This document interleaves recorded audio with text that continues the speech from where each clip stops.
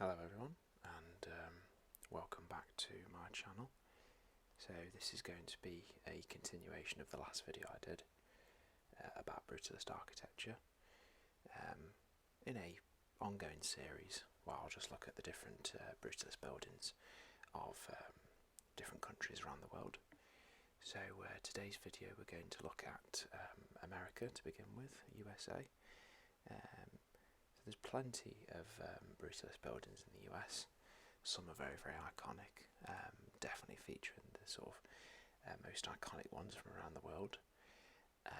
So I'll be reading these out of the Atlas of Brutalist Architecture, which is a fantastic book. It's really the best book in the industry for Brutalist architecture. There's over 1,000 images in it, and I'm just going to put the link to the book in the description in case anyone's interested at all.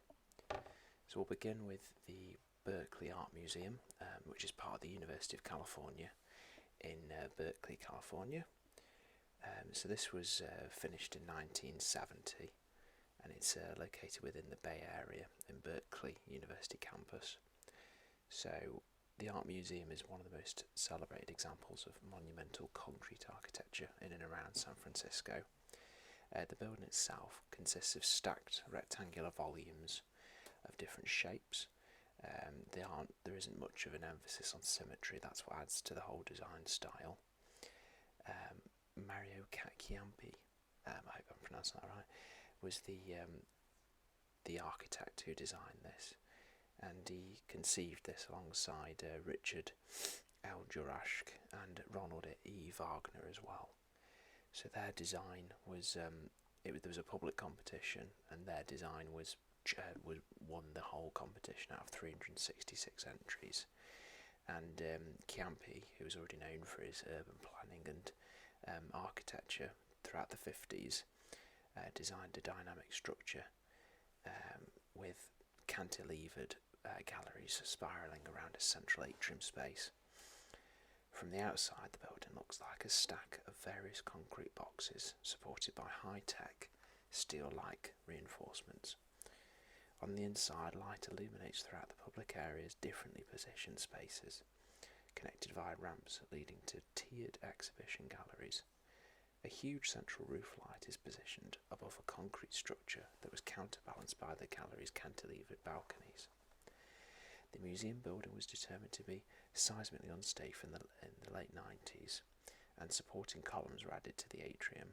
So yeah, San Francisco is quite a tectonic active area, so the buildings have to be very robust when it comes to earthquake protection. So these columns were added to make the building safe in case there was any earthquakes. In 2016, the building was replaced by a new facility in downtown Berkeley designed by Della Schafido and Renfro.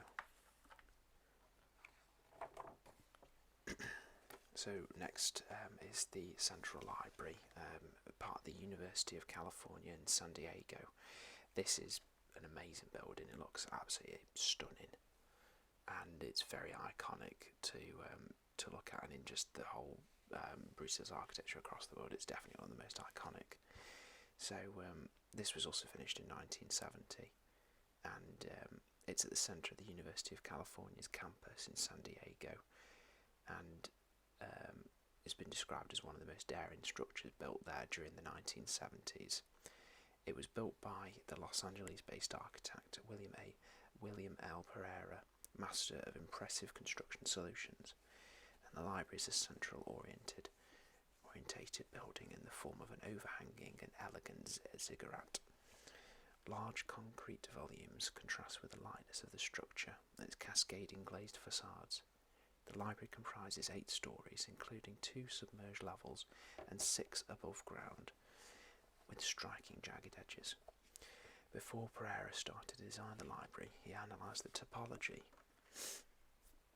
of the building from many perspectives and decided to design the structure with the ideal circulation in mind and a large amount of light. The design is influenced by the perfect shape of the sphere in order to allow as much sunlight as possible to reach the interior. Instead of a sphere, Pereira created a building with a purposefully larger middle floor and tapered smaller floors below and above to follow the ideal sphere shape translated into the expressive solution. The floors are supported by a series of 4 oblique piers on each side of the library.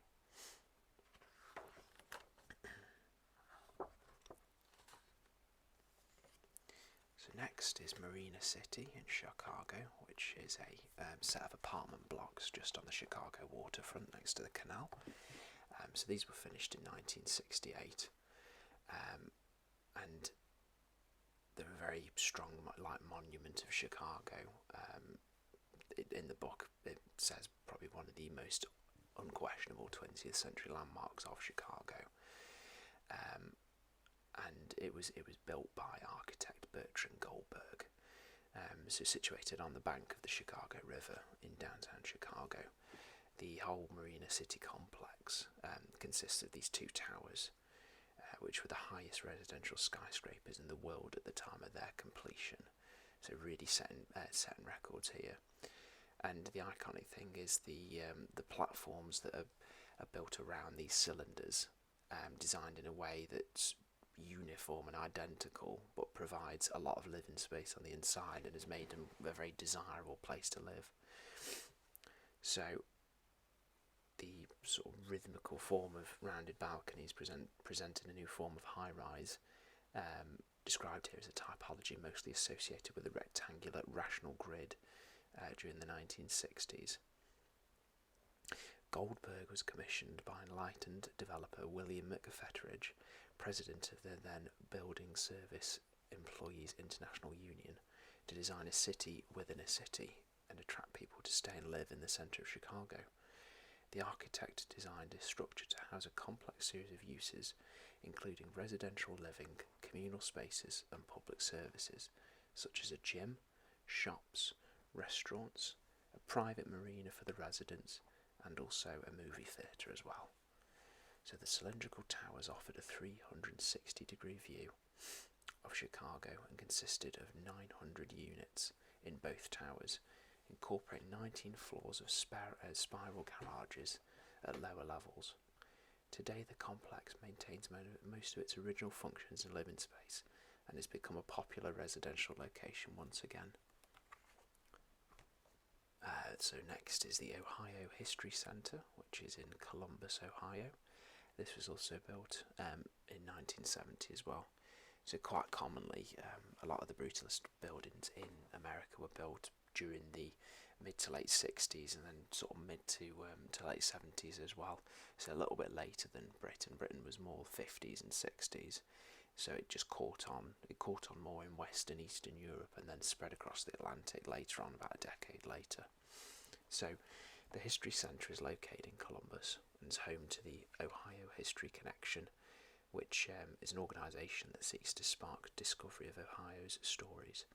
It houses the state archives, a library and a research room, and more than 5,500 metres squared of exhibition galleries, covering themes such as the 1950s American Dream and a collection of Civil War battle flags.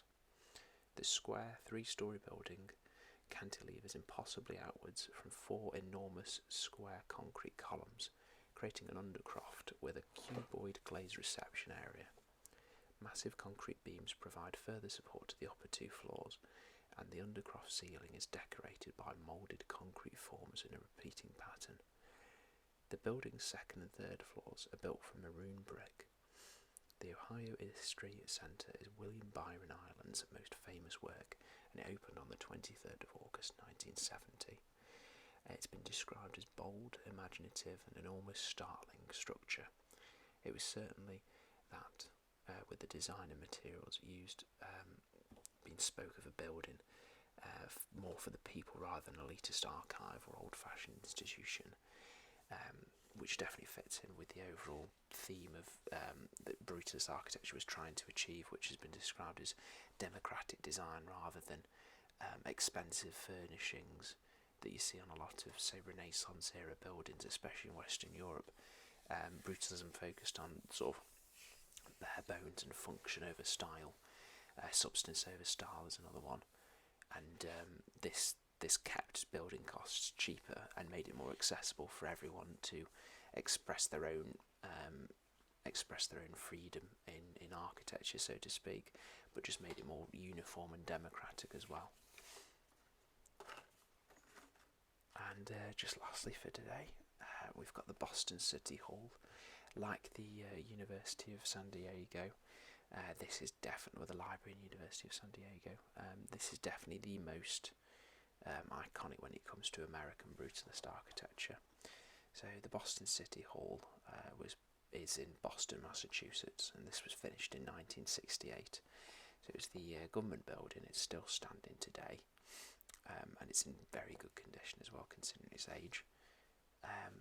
It's the competition winning design, which was submitted by McKinnell and Knowles, was designed on the basis of progression from open accessible areas to restricted government departments, interleaving public and private spaces. A generous brick plaza surrounds the project and was intended to extend the building's foyer, giving way to lower levels of the hall that houses programs for citizens. These open plan spaces with curtain wall glazing are recessed behind deep concrete pillars. Above, municipal activities are contained in rectangular floor plates with sequentially deeper cantilevers. The orthogonal composition is punctured by a full-height atrium set off centre on plan. Perhaps the most divisive element of the composition is the facade, with its staggered profile like an overscaled triglyph. At Boston, this reinterpretation of a Doric temple freesia is rendered in precast concrete elements that repeat and project around the building peripherally in 3 layers. The Boston Landmarks Commission was petitioned to consider listing the project in 2007, and whilst the building was awarded special status, it has not yet received full protection. So similarly to the last video where I looked at British buildings, in Britain's the heritage listing system. So if a building is graded either grade 2 or above, it is essentially given protection from being demolished.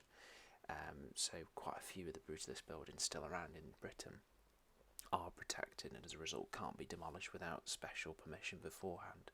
So in the US, this status is very similar in practice. So this essentially means that Boston City Hall, like other buildings, could be knocked down if the Boston City Council wished to do so. So that's the end of today's video. We've looked at some Brutalist buildings across the United States, and in this new series that I want to start up, I'll be taking a look at different Brutalist buildings from different countries across the world. I'm going to be starting with the Americas for now, and then moving across the Atlantic, looking at Europe, Africa, Asia, and further east as well. Thank you very much for watching.